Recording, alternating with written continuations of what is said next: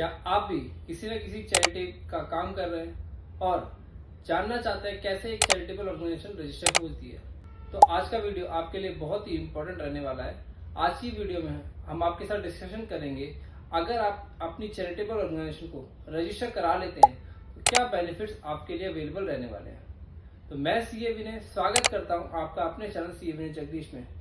तो चलिए जानते हैं। देखिए, सबसे बड़ा बेनिफिट जो आपकी जब आप चैरिटेबल ऑर्गेनाइजेशन को रजिस्टर करा लेते हैं आपके लिए रहने वाला है, जितने भी बेनिफिट्स मीन्स जितने भी डिफरेंट डिपार्टमेंट्स होते हैं, जैसे एफसीआरए डिपार्टमेंट होता है, आप उसके साथ अपना रजिस्ट्रेशन करा सकते हैं। आप 12A एटीजी का रजिस्ट्रेशन जो है वो ले सकते हैं। ऑल्सो 12A एटीजी अब न्यू इनकम टैक्स एक्ट में अपडेट हो गया है, चेंज हो गया है। अब इसके लिए आपको 114 जो फॉर्म है वो फाइल करना होगा। तो ये डिफरेंट जो डिपार्टमेंट्स होते हैं, डिफरेंट जो मिनिस्ट्रीज होती है, उनका आप अप्रूवल तभी ले सकते हैं जब आपकी चैरिटेबल ऑर्गेनाइजेशन रजिस्टर होती है। तो सबसे बड़ा बेनिफिट आपके लिए ये रहता है। अगर आपने 12A का बेनिफिट नहीं लिया है, मीन्स अगर आपने इनकम टैक्स डिपार्टमेंट से अपनी ऑर्गेनाइजेशन को रजिस्टर नहीं कराया है, तो आपकी जो इनकम है वो टैक्स होती है और जो डोनी होता है वो भी बेनिफिट नहीं ले पाता। तो इस तरह के बेनिफिट्स को अवेल करने के लिए आपकी ऑर्गेनाइजेशन रजिस्टर होना जरूरी है।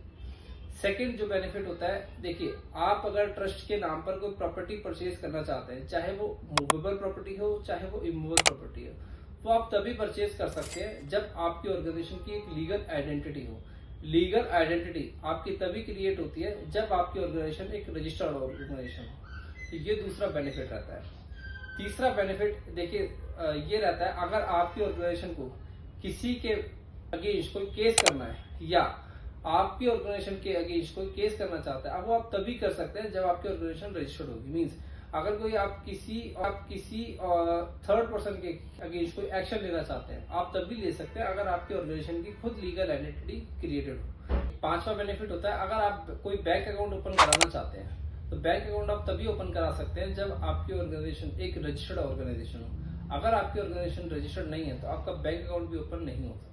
अगर आपका बैंक अकाउंट ओपन नहीं होगा तो आप जो रेगुलर ऑपरेशंस होते हैं वो भी कैरी आउट फ्रीली नहीं कर पाएंगे। आपको हमेशा अपने पास से ही फंड्स लगाना पड़ेगा। आप जो डोनेशंस होती हैं वो डोनेशंस भी आप रेज नहीं कर पाएंगे अगर आपकी ऑर्गेनाइजेशन जो है रजिस्टर्ड नहीं है। सिक्स्थ बेनिफिट जो सबसे इंपॉर्टेंट बेनिफिट रहता है कि अगर आपकी ऑर्गेनाइजेशन की लॉन्गेटिविटी फाउंडर्स होते हैं, उनके बाद भी अगर ऑर्गेनाइजेशन आपको चलानी है लॉन्ग टर्म के लिए, अगर आपको अपनी ऑर्गेनाइजेशन चलानी है, मीन्स आप नहीं है, फाउंडर नहीं है, उसके बाद भी अगर ऑर्गेनाइजेशन चलनी है वो तभी पॉसिबल होगा अगर आपने अपनी ऑर्गेनाइजेशन को रजिस्टर करा रखा होगा। तो ये 6 बहुत ही इंपॉर्टेंट आपके पास बेनिफिट्स रहते हैं अगर आपकी ऑर्गेनाइजेशन रजिस्टर होती है।